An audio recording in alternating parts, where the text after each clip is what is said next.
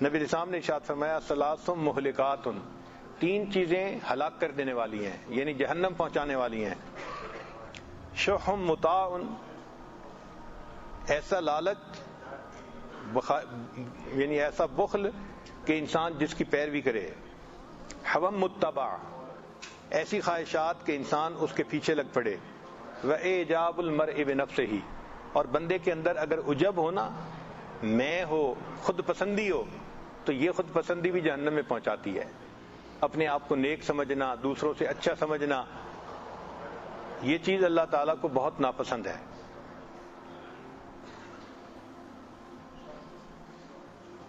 اس لیے اللہ کے ہاں اس بندے کا مرتبہ جو اپنی خواہشات کو توڑتا ہے۔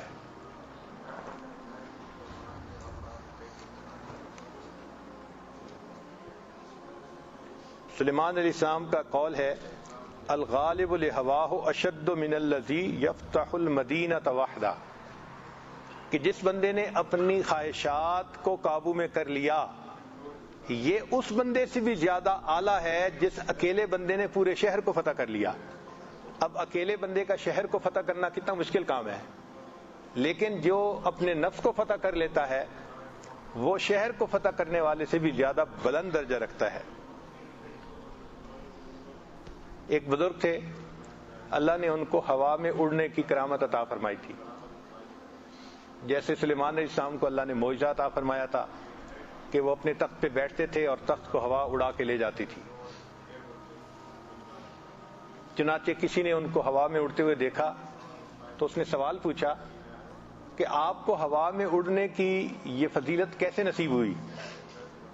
انہوں نے جواب میں کہا ترکت الہوا، میں نے اپنی خواہشات کو چھوڑ دیا، فادخلت فی الہوا، اور میں ہوا کے اندر اڑنے کی فضیلت پا گیا۔ تو جو خواہشات کو توڑ دیتا ہے اللہ تعالیٰ پھر ہوا میں اڑنے کی توفیق بھی عطا فرما دیتے ہیں، ایسی کرامات بھی عطا فرما دیتے ہیں۔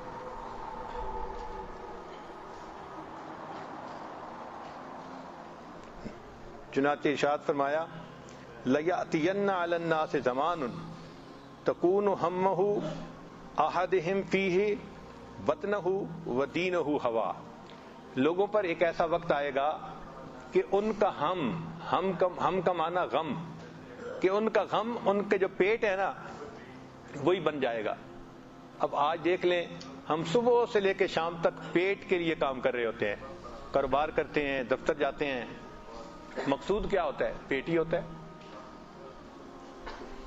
پلاننگ کرتے ہیں تو اسی کی، دفتر کے یہ کام سمیٹنے ہیں، بزنس کے یہ کام سمیٹنے ہیں، صبح سے لے کے شام تک ہماری یہ فکر ہوتی ہے۔ تو گویا ہماری فکر ہی پیٹ ہی سے متعلق رہتی ہے، اور دین اس کا خواہشات کی پیروی بن جاتا ہے۔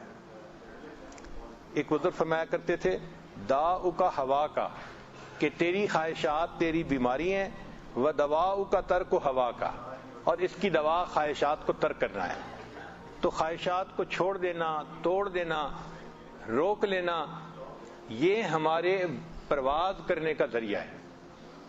اس بات کو آج کی محفل میں ہم نے سمجھنا ہے کہ ہم نے پہلے تو اس کو سیریس نہیں لیا، اب اس کو سیریس لینا ہے، اور جو بھی خواہش ایسی آئے اس خواہش کو ہم نے توڑنا ہے۔ دیکھیں، کھانے کے مزے الگ ہیں، بھوکا رہنے کے مزے الگ ہیں، غیر محرم کی طرف دیکھنے کے مزے الگ ہیں، آنکھ بند کرنے کے مزے الگ ہیں۔ اصل میں ہم نے ابھی آنکھ بند کرنے کے مزے چکھے ہی نہیں، اس لیے ہمیں پتہ نہیں ہے۔ ہمیں بولنے کے مزوں کا پتہ ہے، خاموش رہنے کے مزوں کا پتہ ہی نہیں ہے۔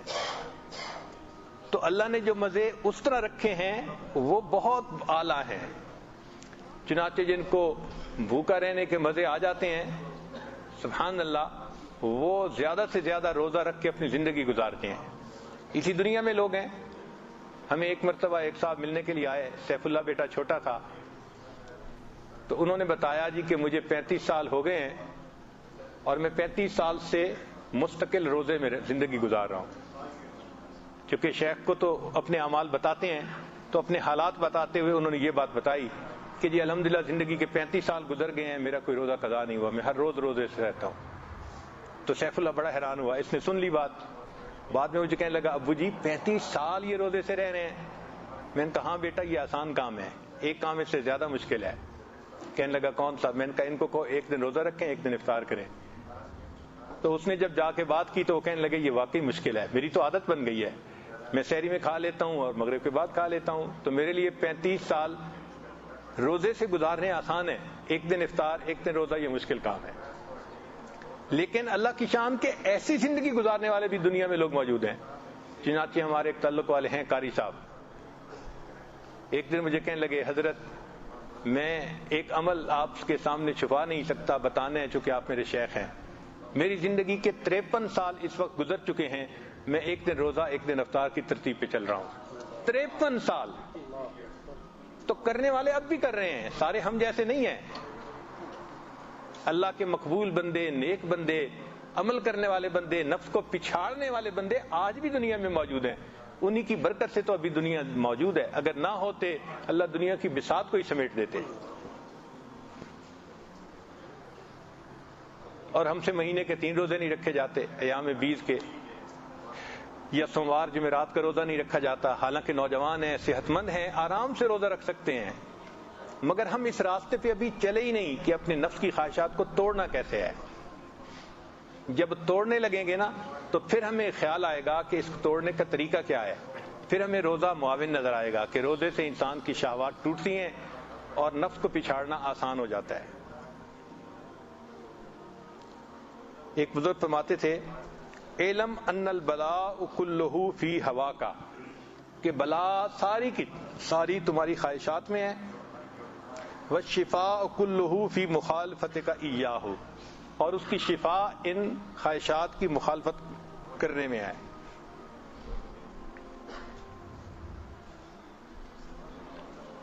حجاج بن یوسف کا ایک قول ہے الکفر فی 4 اشیاء، 4 چیزیں کفر تک پہنچا دیتی ہیں.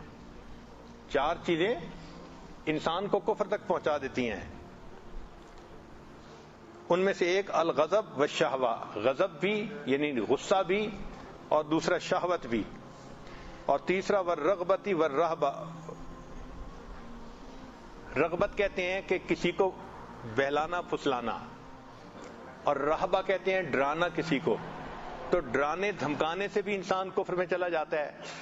آپ اچھی طرح جانتے ہیں کہ اس وقت کتنے لوگ ہیں جن کو کفر کی طرف کھینچا جاتا ہے، ان کو مالی فائدے دے کے، ان کو ویزے دے کے، ان کو اور اس طرح کی رغبتیں دے کے، اور لوگ اس کی خاطر اپنے دین سے ایک طرف ہو جاتے ہیں، اور کئیوں کو ڈرا دھمکا کے ان سے کام نکلوایا جاتا ہے. تو 4 چیزیں ہیں جو کفر تک پہنچاتی ہیں. ثم قال، پھر اس نے یہ کہا رأیت من حسنتین، ان میں سے 2 چیزوں کا میں نے خود تجربہ بھی کیا. غضب کا کہ رجلا غضبا فقتل امہ، ایک نوجوان تھا وہ غصے میں آ گیا اور اس نے اپنی ماں کو ہی قتل کر دیا.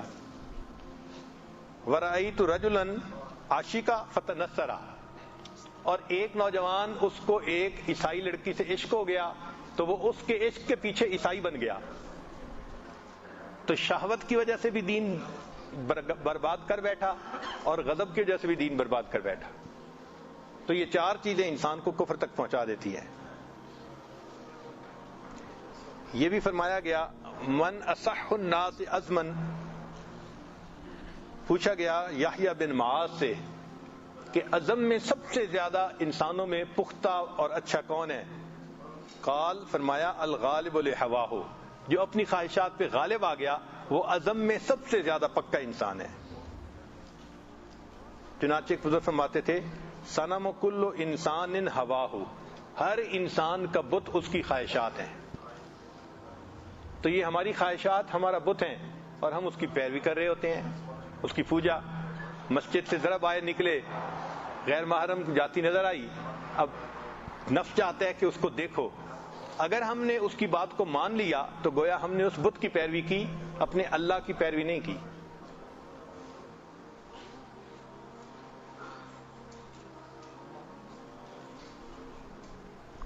بشر بن حارث فرمایا کرتے تھے لا تجد حلاوت العبادت حتی تجعل بینک و بین الشہوات حائطا من حدید، کہ تو اس وقت تک عبادات کی لذت کو نہیں پا سکتا جب تک اپنے اور اپنی خواہشات کے درمیان لوہے کی آڑ نہ بنا لے، لوہے کی دیوار نہ بنا لے. ہمارے حضرت مرشد عالم رحمۃ اللہ علیہ بیان میں فرمایا کرتے تھے کہ میں نے اپنی زندگی میں لوہے کا لنگوٹ باندھا ہے۔ لنگوٹ کہتے ہیں کہ انسان جو اپنے تہبند کے اندر پینٹی پہنتا ہے اس کو لنگوٹ کہتے ہیں۔ تو حضرت فرماتے تھے کہ میں نے لوہے کا لنگوٹ باندھا۔ تو کسی نے پوچھا جی لوہے کا لنگوٹ سے کیا مراد؟ فرمانے لگے کہ میں نے اپنی زندگی میں جنسی گناہ نہیں کیا۔ اللہ اکبر، کیسی صاف پاکیزہ زندگی ہوگی کہ زندگی میں جنسی گناہ کیا ہی نہیں۔ اور آج اگر دیکھیں تو ہر بندہ، ہر دوسرا بندہ جنسی گناہ میں ملوث نظر آتا ہے۔ تو اللہ تعالیٰ عبادات کی لذت عطا فرما دیتے ہیں جب انسان لوہے کا لنگوٹ باندھتا ہے۔